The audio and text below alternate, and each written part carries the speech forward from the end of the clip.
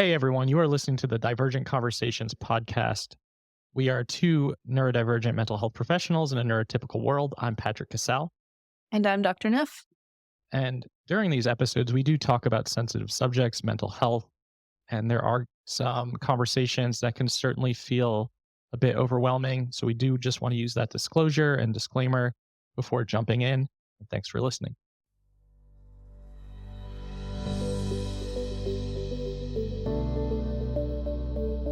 Hey everyone, welcome back to Divergent Conversations. Today we have a really great guest who is a clinical psychiatrist, psychoanalyst, and musician who has experience in seeing the great difficulties creatives as well as those who are ADHD or anxious can have, and has created the 𝗹𝗶𝘀𝘁𝗋, a framework which has fundamentally changed how many of their students and clients engage with their work and play. Dr. Kourosh Dini, and we are really excited to have you on here today. And excited to have this series that we're doing on kind of a psychoanalytic framework too. Are you excited about it, Patrick? No, that was all fake. That was that was just reading off the script. You are appeasing me by allowing us to do episodes on psychoanalysis. Yeah, I mean, I am. I'm definitely interested. I read your bio today. I really didn't know what we were talking about, which is basically my preparation process in general. I come and I look right beforehand and try to absorb. Then I know your approach to playfulness and focus and ADHD is really unique, and I'm excited to hear that, honestly. Let's just be honest. It's election day today. I live in Asheville where Hurricane Helene just hit. I'm not really existing. I'm just here. So excited to hear the conversation you two are about to have. Well, thank you for being here, and I imagine, hopefully, I think there'll be ways that anchor you in. But yeah, so Dr. Dini and I were talking yesterday about this idea that I shared that I think of a mentor once shared that psychoanalysis is a way of being, and I really loved that idea. And I know that kind of connected with you too. I think Dr. Dini, is that right? The idea of psychoanalysis as a way of being.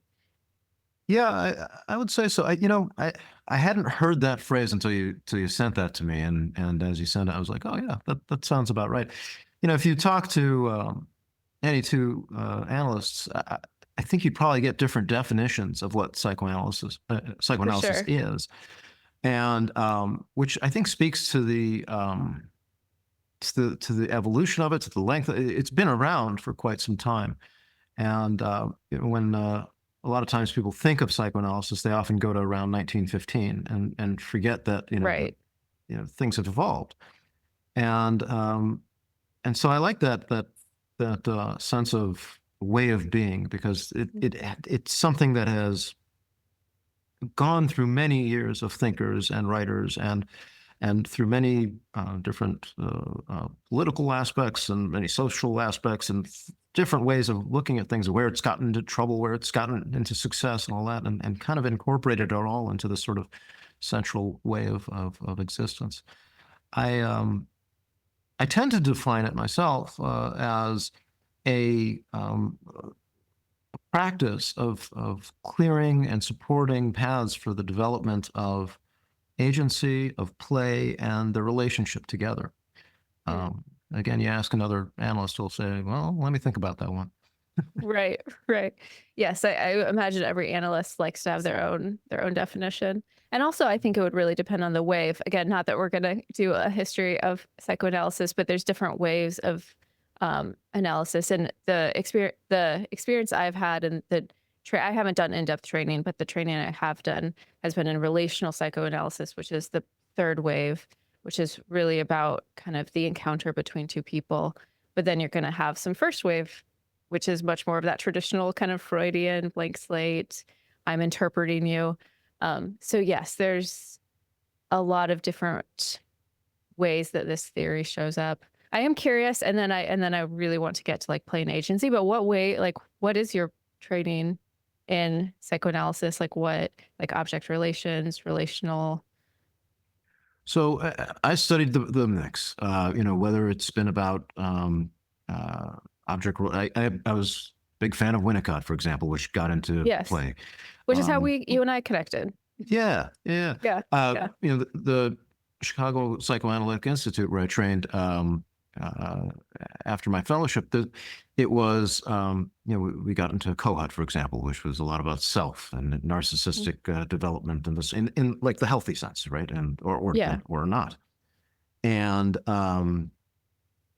but there's you know, there's also just straight up, here's Freud. This is what Freud was into and what he was thinking. And then more recently, what we've been calling neuropsychoanalysis, and where the transition from maybe thinking of, you know, Freud had thought of, oh, there's like two things, there's libido and there's aggression. And then now we're like, no, maybe there's about seven, which involves care and play and seeking and anxiety. And so just tracing like, oh, yep, there are actually biological things that are going on that say that these emotions are kind of core, and how do we deal with those? Anyway, it's so there's no particular something that I subscribe to. That even the idea of subscribing to one single something is itself, I think, antiquating at this point. It's more, let's learn everything we can. I love that. And I think this is something why I am drawn to you and your work, is that you are playful in your work. And I've noticed that in the way that you incorporate music, in the way you even write about some of these things. You practice what you speak about, in the sense that you're very playful in how you approach your work. Yeah. I appreciate that. It is the soul of it. I mean, it's you know, if we go back to me as a kid, I've described it as suffering from an overabundance of creativity, which I think is that sense of play, you know, just too many thoughts, too many somethings, just, you know, and it's still there. And the difference is at this point, I think I've learned how to orchestrate it and find the rhythms between them. Maybe that's been informed through the practice of piano and such. But amongst everything else that I've been, you know, the mindfulness or the studies, but that core of play has always been there, and I've needed to do something with it, because it's I think, like any powerful tool, the more power it has, the more caution and practice it requires. And Absolutely. and so that's play in itself has that. It's a fire, you know. It's like, do you use it to warm the home, or is it going to burn down the house? You know, it's if you know what to do with it, you can do a lot of good things. I like that way of thinking about it. It's kind of a neutral force. Well, it's not a neutral force, but like the frame or the form that it takes has a lot of power of if it's constructive or destructive. Yeah. I like what you said about creativity. This is a little bit of an association, but Dr. Jonathan Dalton, who does a lot with anxiety in children, one thing that I've heard him say before is the flip side of creativity is anxiety, or that creativity and anxiety share some things in common, because they both ask what if.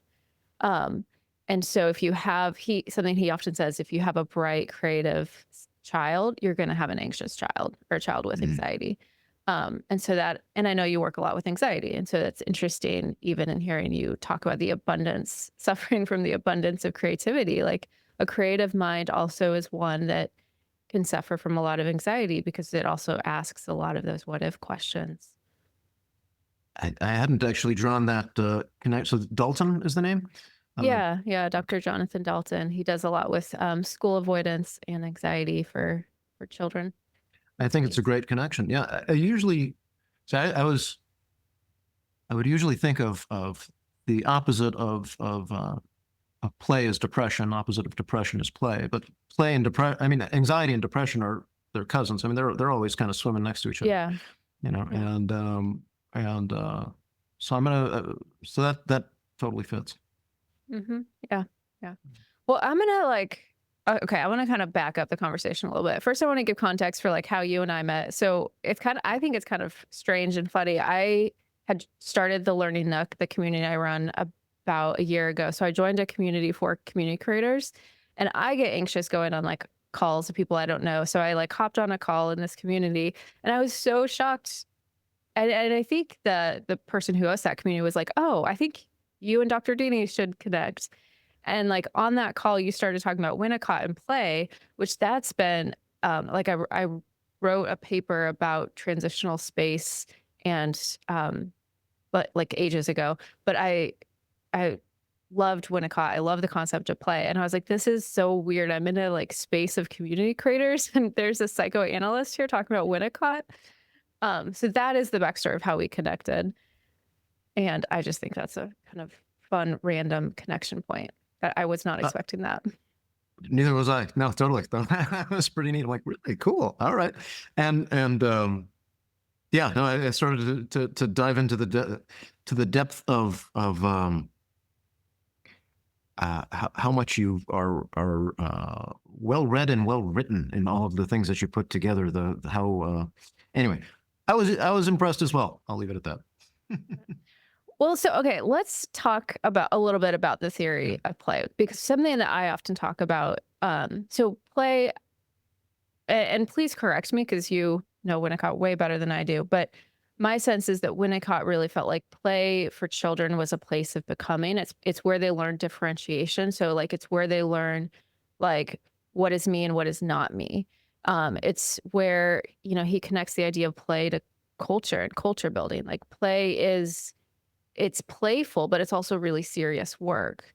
Mhm. And something I talk a lot about is I have this hunch that for a lot of neurodivergent folks, ADHDers and autistic folks, we often experience a lot of shame around how we play.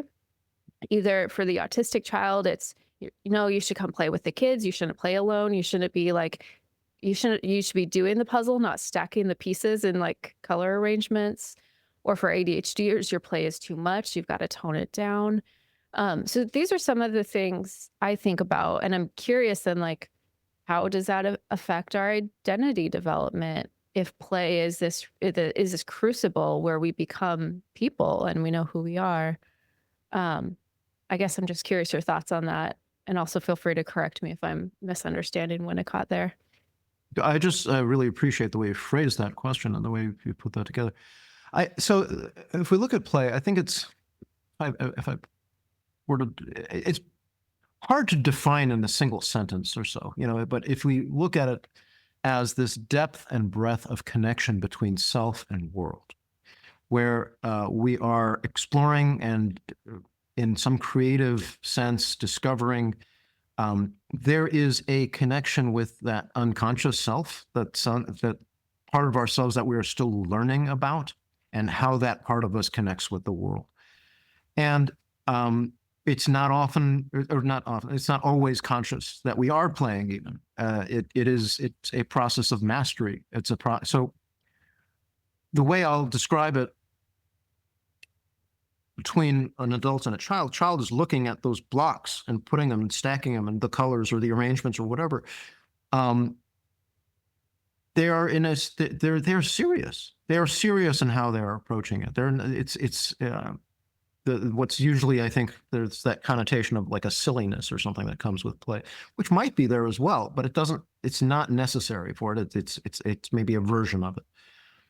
For the adult, it's being that craftsperson. It's that where like you are excelling and developing, you're finding questions, and those questions are genuine questions that connect deep within ourselves, that are like, oh, I don't understand that, but this is what I do understand. And you're kind of, there's this tendril of growth that feels genuine and authentic.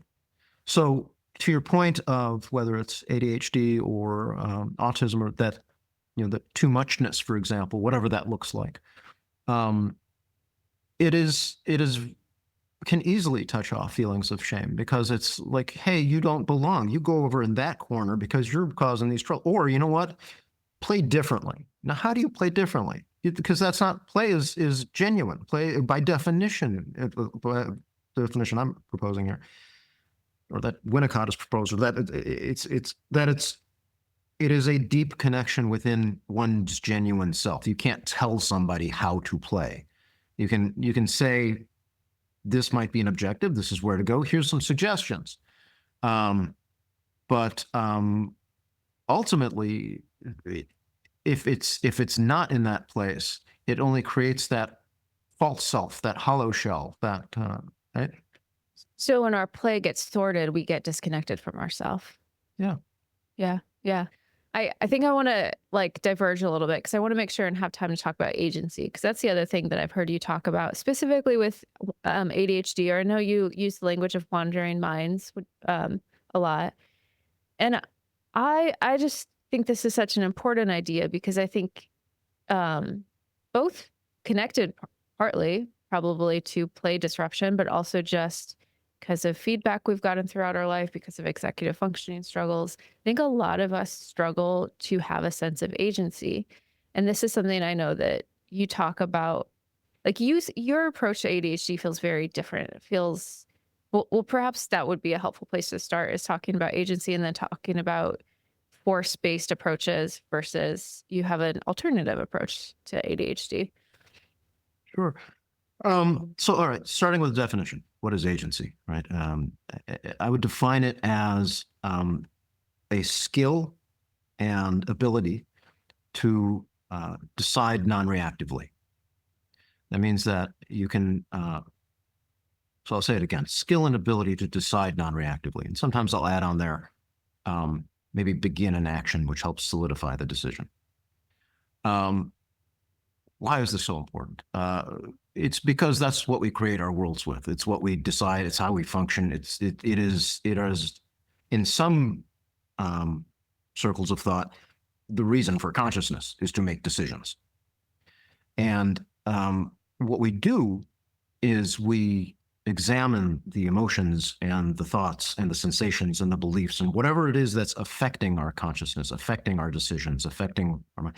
And the more we can look at those things and see the options as they are, and then we are then heightened in that sense of decision. Or if you want to use free will, our free will is now more, is more. It's not an on-off thing. It's not like we do or don't. It's not free will versus determinism. It's like when we are in that state of, I can see what's affecting me and I can make this decision, that's where you're in that heightened state of agency.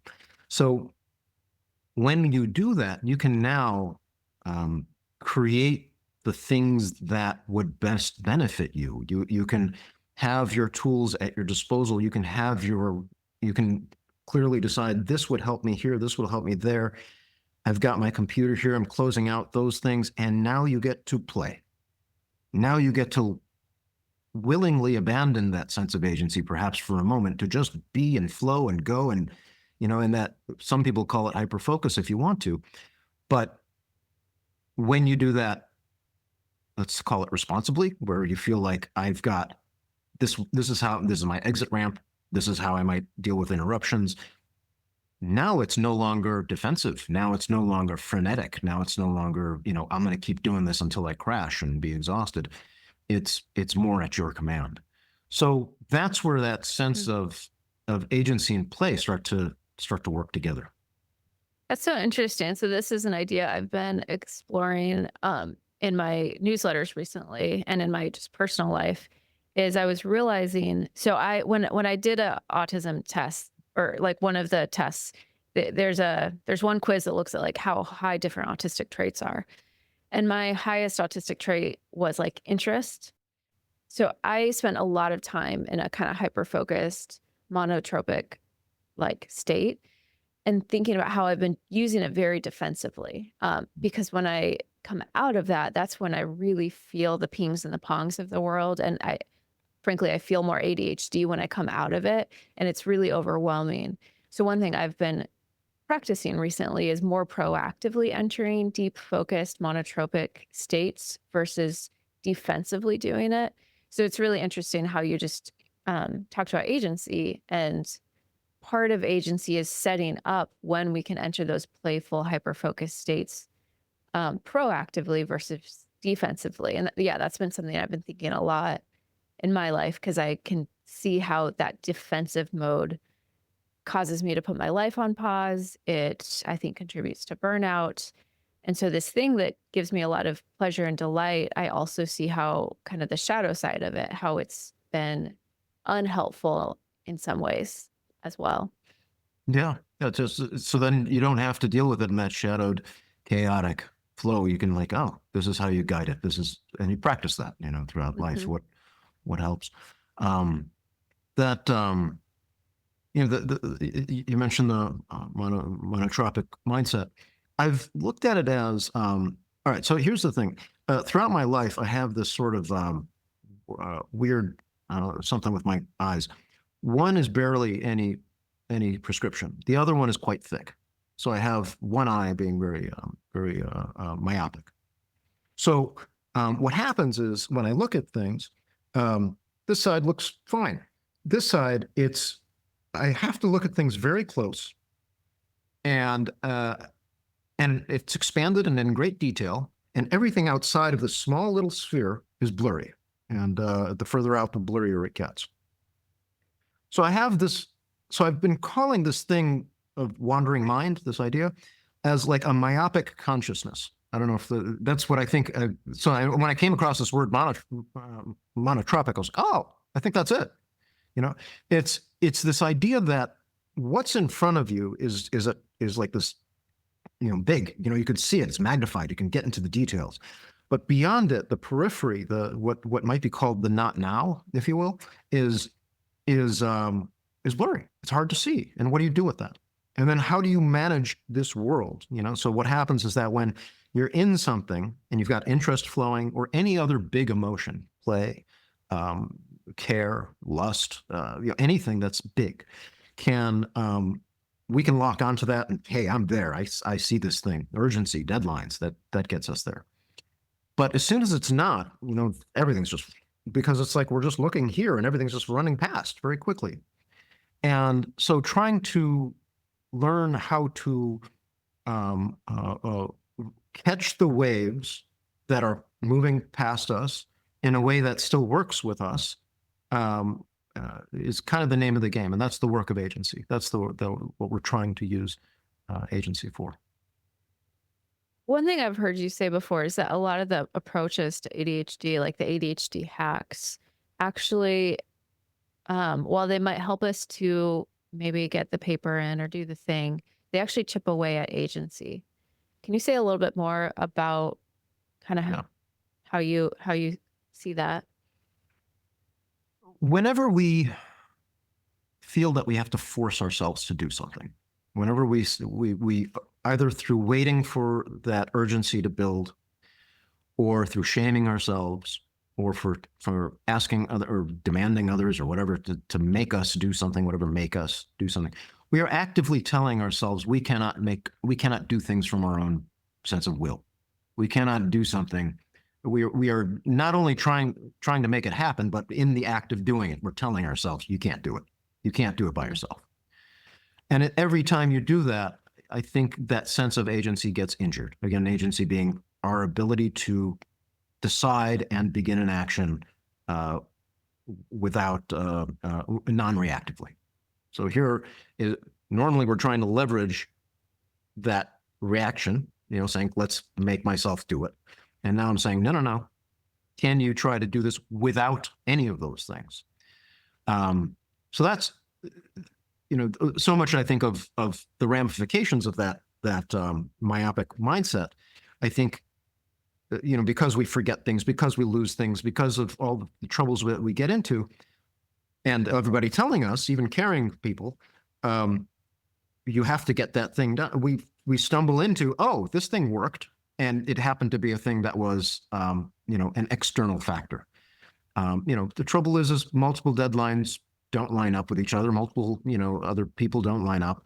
And it's exhausting. You're like the sense of, I better do all of this now because I won't be able to come back to it, for example, gets people to work until 4 a.m. and then crash. And then the next day I can't do anything because that sense of agency, once again, is injured as it is like, I don't want to.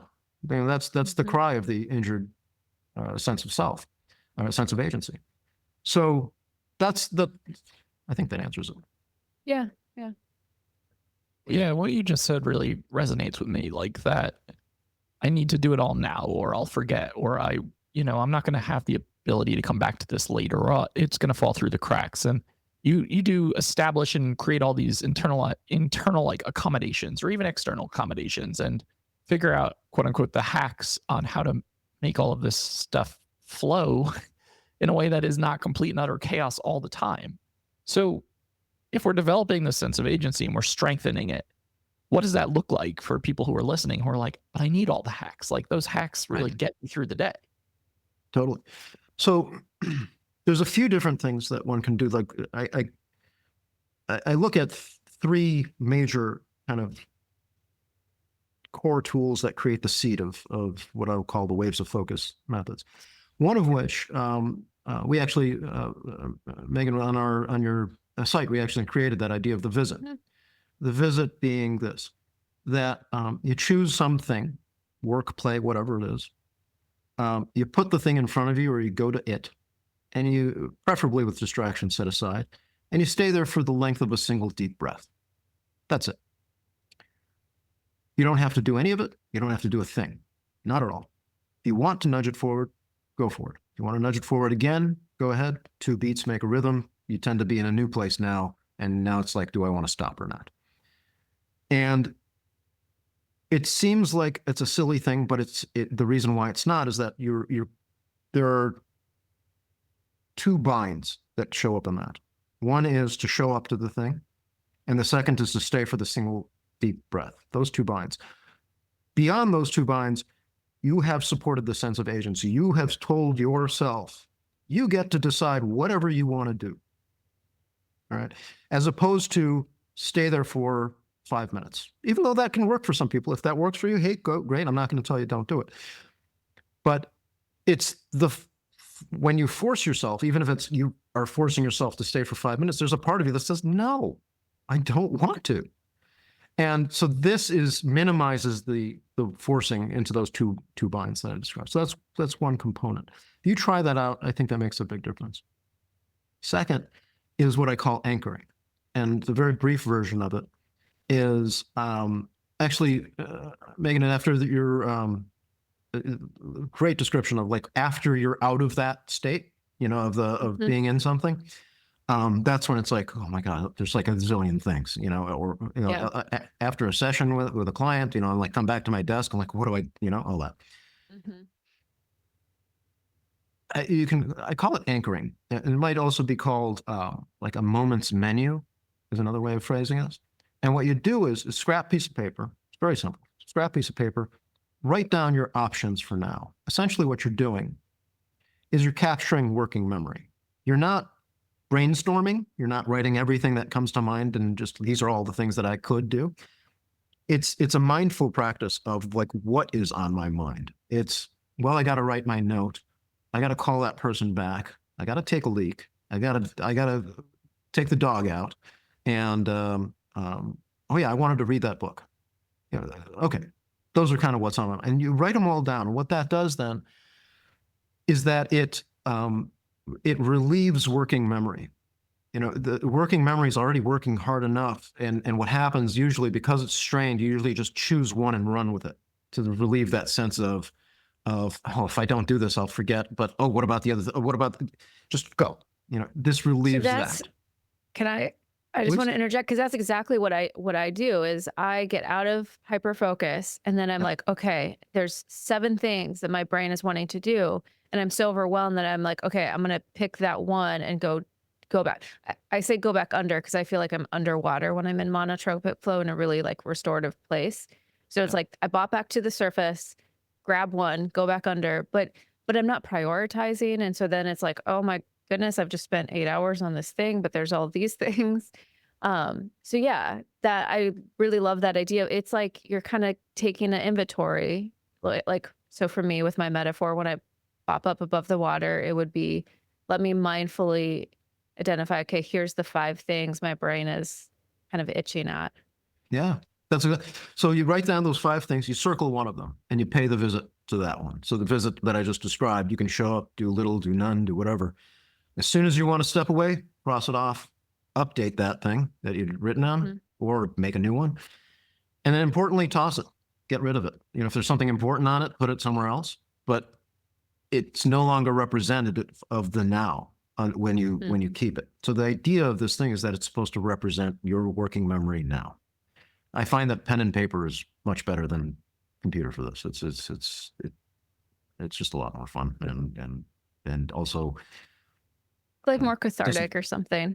Yeah. and it doesn't distract you in 1,000 different ways. And so that's the second. The third is what I call a guide. And the guide is about connecting with the not now. It's about that. It's, a today list could be considered something like that. But the way it can be, I can talk about it quite a bit and how to structure and build and all that. But the simplest idea of it, and the seed that can start it, and then you can kind of go on your own and kind of figure it out, is choose a thing, work, play, whatever it is, to visit every day, once a day, whenever you do, however you want to remind yourself, however you want. Like it's hard, particularly for a wandering mind, ADHD and otherwise, to say, okay, I'm going to do that every day. But the idea is, again, a visit every day. You don't have to do it. You just have to show up to it, be there for that single deep breath. And you can always change it. You don't have to keep doing that same thing every day. But the preferable point to changing it is after you've paid a visit, right when you're done. In other words, so what happens, let's say you're trying to study a language. You show up to the thing, you read it, and you put it away, and then somewhere later on that is, forget it. And the next day you're like, forget it. Then you're like, man, okay, this whole thing fell apart. Okay, that's the way let's contrast it with this other way. You do it one day, the next day you're like, I really don't want to do this, but I'll show up. All right, fine, I've shown up. Do I want to nudge it forward or not? Maybe, maybe not. No, I'm not going to do it. Okay, do I want to continue this now? No, I'd rather do something else now. Okay, you go ahead and do something else. So you once again support that sense of agency in that process. So instead of, I have these thousands of projects that I'm no longer following, because I just lost the thread on them. No, you've decided clearly either for or against and what to do about it. And those are two so that gets rid of that part of like, I can never follow something through unless I just force myself. No, you get to decide. But if you do it at the end of it, decide when to be done. Like you get to decide, because I know that can be a common ADHD thing as well, as like shame for all these hobbies we've started and then left. But it's you're changing the relationship to it of like, no, I decided that had run its course and that I wanted to use my time differently. Yeah, I really like the shift from this being built, like, because those things often stack up on our like resume of shame of these are all the things that I quit or all the things I didn't finish. And you're really flipping it to, no, that's a choice I made from a place of agency of how I want to spend my time. Yeah. And if you do it at the end of the visit, that's where that comes. Yeah. I think the helpful thing too, if we go back to like step 2, right, is that list to support your working memory, which really supports your executive functioning when you do, that guide and you check in on that thing and decide whether or not I want to pursue this or I don't want to pursue this today. I feel like it gives you a lot more, like you said, control over which direction we take and why we do go down that path. And I think the autonomy and the agency is unbelievably important. Mm-hmm. Yeah. Jumping back to that anchoring idea for a second. One example I'll give is, how there's these video cameras that stabilize the view, like you have this, and then like you move around. The way that works is that it at least that's the way I understand it works, is that it records a larger field than it needs. And therefore it can like use, that what's extra, what's outside of it to kind of stabilize itself. And the same thing happens when we're using this anchoring. You list out what you're holding in peripheral memory. Like this is where this is what I'm holding on to. And somehow that helps you stabilize this. This is where I want my mind to be. Anyway, just another metaphor. And again, it's a choosing. This is where I want my mind to be versus this is where my mind is pulled, or I'm defensively diving into something as distraction. Yeah. Yeah. The other language you use, I really like that. I've started using similar language recently. You talk about, do I want to nudge it forward? Throughout much of my life, I've had this mindset. Again, there's some all or nothingness to it of like, I need to finish this project before I can do this thing. And I'll get stuck in that. So like if I'm giving a talk, I tend to put a lot of time into prep, and I'll be spending like ridiculous hours a day doing that. And I'll be like, well, I can't work out or I can't clean my room until this talk is all prepped. And so I would get stuck. And that's where I'd get the sense of like, I feel like I'm putting my life on pause because I'm always going from project to project. I can't move on with my life till it's done. So I've started doing a needle list where it's like, what project this week am I going to push forward? So I really like that idea of shifting it from I need to get this thing done to do I want to like push the needle forward on this project? Do I want to nudge it forward? Yes, cool. No, cool. I like that phrase, needle list. I'd never heard that one. I like that. So it's like you're pushing the needle forward on it. Pushing the needle forward. Yeah. So like every week I will often have a needle list of like, these are a couple of projects I want to push the needle forward. Like a few months ago, it would be, I want to get this, like maybe it's, I want to get this workbook done this week. But then I would get into kind of that more forceful because it's like, I have to get it done this week versus I want to push the needle forward on this course I'm building or this workbook I'm working on. And it really has, I think it has cultivated more agency, but it's also just like, I think my stress response is lower. And then if I do make a lot of progress on it, I'm like, that's really cool. I didn't know I'd get to finish it this week, but I did. And with that lower sense of anxiety and stress, that playful self gets to come out. That's where, Yeah. In the middle of while driving or whatever, oh, what if I did that? And then you write that down. It's like waiting for you at the next visit.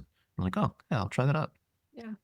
Yeah. So play and agency are like connected in that sense of, yeah. Absolutely. Yeah. I tend to think of, if I were to personify them, agency as parent and play as child. That you want them to be kind of in the sort of a good, mutually attuned sort of place. The parent creates the playground, which is also the work ground. You want to make it so that that play fuels the work. You want the play and the work to kind of, that's how I'm defining success, actually, where work being defined as that which you do that supports you, whether that's financially or spiritually or interpersonally or however you want to describe that sense, and that playful, caring, doesn't have to be all play, but play, caring, that those positive senses of self, that these two are interlinked, they're together, and that's the more you can find that connection or harmony between them, you win. I think that's really why I've been drawn to your work and your writing, because there is a lot out there about how to like manage, ADHD or how to like work with these things. But I really like how you're getting at kind of core identity themes of how to like beyond how do we support ourselves, also like how are we forming as people? How is our agency being built or being thwarted? How are we living expansively? I really appreciate how you interweave these things together. I think, and when, I just think it's a gentle approach to ADHD, and I think that's not something I've seen a whole lot. So, I think it stems from the psychoanalytic. It's that I remember one analyst had told me his own definition. It's like, if you can handle shame, you can function as an analyst. And that importance of paying attention to shame, and because you can't ever, I've never seen anybody win an argument with an emotion. You can't just say don't feel ashamed. That doesn't do anything other than slap them in the face. Really, it doesn't work. So, but that winds up happening. It's like a meta message or a hidden message in a lot of the things that wind up being these force-based methods. Like, do this even though you don't feel good about it. That doesn't work. But in this supportive agency, you tend to you're paying attention to like, where is my sense of where are my emotions now and how can I sit with those? So when you all right, let me connect this here. When you're making a visit, for example, and you're sitting in front of that thing that feels awful, whatever that thing is, and you're like, oh, why couldn't I have done this yesterday? Why couldn't I have, started practicing the piano when I was 12? Why couldn't I have, whatever it is, that the regrets and the shame and the negative things. You are starting to actively be with those feelings. You're starting to, which you can even look at it in a mindful approach.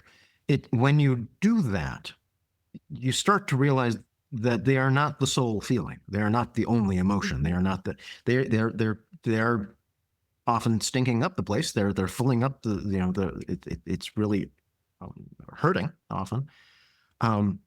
But it does start showing you where where it can function, sometimes even as soil to have the growth of other things coming from it. Yeah. I don't know. There's probably a better metaphor, but yeah. I believe I've seen some research that looks at how emotional avoidance as a way to manage difficult emotions is more common for both ADHDers and autistic people, which I think makes sense because we tend to have big emotions. Mhm. And so I like the idea of the visit where I'm going to be with these emotions for a whole breath. It's not, Mhm. I have to sit and be with it for forever, but I'm going to practice being with this thing, being with myself, being with my emotions for one breath. And Yeah. and then I can leave. Yeah. Well, lots of rich thoughts to chew on here. And I know that these are things that you teach in your community and that you have some books on focus and other topics, but where can they find you if they're drawn to these ideas and they want more of a deep dive? Where can they find you and your work? Sure. First, thank you so much for having me here. This has been great. So, Megan and Patrick, thank you. Yeah. So the idea is, it's about that transitioning from that force to that internal rhythm, and so there's two ways. All right, I'm answer your question. One is if you're interested in just diving right in, I've got this course called 𝗹𝗶𝘀𝘁𝗋 or Waves of Focus, and it's at 𝗹𝗶𝘀𝘁.com. And it's a membership. In the show notes, there'll be a link that you get the beginning 2 weeks for $20. And then it'll, if you don't like it, quit before the end of the 2 weeks. You won't be charged the full fee. And I mean, people can do a visit to your community. Yeah, totally. You've structured it. I like that. That's exactly it. Yeah, no, actually the very first lessons are about visiting just the course itself, and that you don't have to do a thing. And anyway, the second thing is my newsletter. If you don't want to dive into the course, my newsletter is a lot of people like it a lot, and I have a lot of fun with it. That's what I was saying earlier about your playful work. You're one of the few newsletters that I consistently read. I think it comes out on Fridays, and it's very playful. It's very reflective. It puts me in a reflective state, which I like. It's got good content to marinate in. So yeah, your newsletter is a good resource. I'm so glad you think so. Thank you. Yeah, it's called the Weekly Wind Down. I'll put a link in there as well. I'll put it with there's a free PDF called Your First Step to Breaking Free from Force-Based Work, which is basically goes over the visit and how to use that. But the newsletter itself is reflective. It's a lot of it's kind of where my mind is in terms of developing play, agency, mastery, and figuring out the meaningful things for ourselves and how to get there. Yeah. Fantastic. Well, we'll have all those links in the show notes. Thanks again so much for having me. This is awesome. Thank you. Thank you so much for coming on and for sharing these ideas with us. Yeah, really great conversation. And we'll have all that information in the show notes so you have easy access to everything Dr. Dini just listed. Thanks again for coming on. To everyone listening to Divergent Conversations, new episodes are out on Fridays on all major platforms and YouTube. You can download, subscribe, and share. And goodbye.